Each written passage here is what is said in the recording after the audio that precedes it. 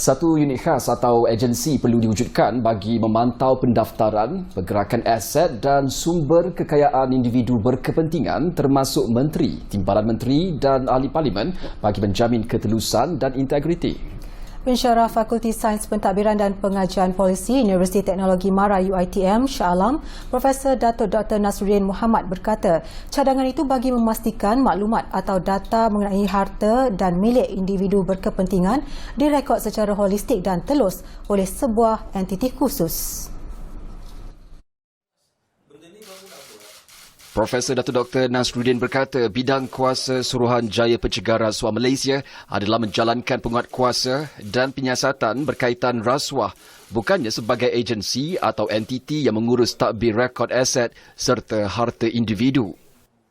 Dan aset ni pula jenis asetnya selain daripada movable, immovable, harta mudah alih, harta yang sukar nak dialih, semuanya perlu diambil kira dan dikategori dengan baik dan catatkan rekodnya dengan menyeluruh oleh badan yang diberi kuasa dengan jelas.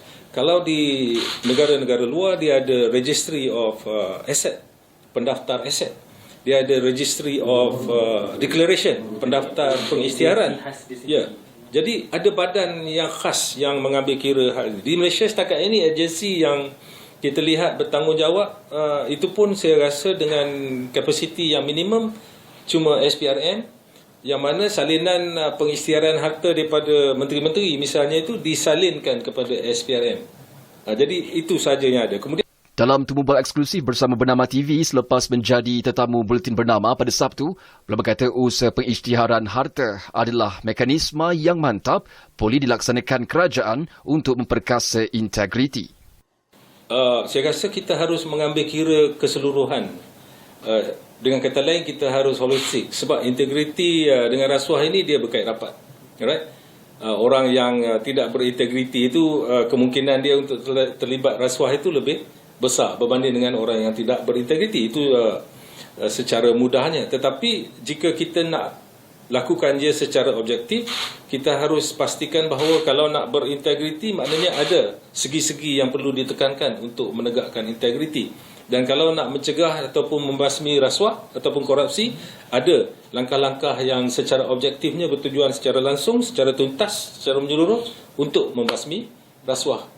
Penepun tegas beliau cabaran utama dalam pelaksanaan pengisytiharan harta ini ialah penyimpanan dan pengurusan maklumat selain kemaskini pergerakan dan pelupusan harta oleh individu berkepentingan. Ketika ini, Konvensyen Pertubuhan Bangsa-Bangsa Bersatu PBB 2005 untuk menentang rasuah adalah konvensyen yang paling ideal untuk digunapakai di Malaysia. Manapun kajian menyeluruh modul pelaksanaannya perlu dilakukan bagi memastikan tahap keberkesanannya meningkatkan integriti. Jelas beliau menerusi mekanisme ini juga akan meningkatkan keyakinan dan kepercayaan rakyat terhadap kerajaan. Ya, sekurang-kurangnya rakyat tahu bahawa ada measure ataupun langkah-langkah untuk menegakkan integriti dalam kalangan menteri khususnya. Perdana Menteri Tan Sri Muhyiddin Yassin sebelum ini mengumumkan semua anggota kabinet dikehendaki mengisytiharkan harta dan mereka diberi tempoh sebulan untuk melakukannya.